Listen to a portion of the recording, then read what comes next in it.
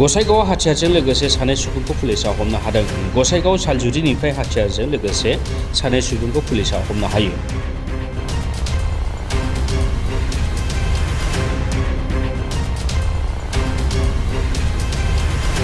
हमजानाय सानैनि सासेया गसाइगाव सालजुरिनि जितेन हासदा आरो गुबुन सासेया क'क्राझार लावरियापारानि मार्टिन हेमब्राम।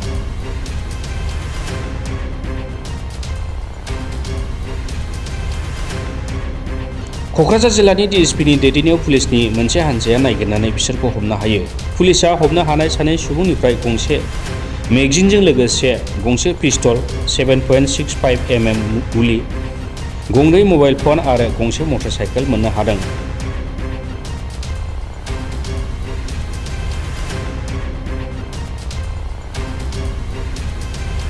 मख'जाथावदि पुलिसनि मोनसे हानजाया 26 आरो 27 एप्रिलनि हराव स्रोदै मोननाय सुलुंखौ बिथा खालामनानै नागिरदोंमोन आरो बेबायदियैनो बे सानै सुबुंखौ हाथियारजों लोगोसे हमनो हायो।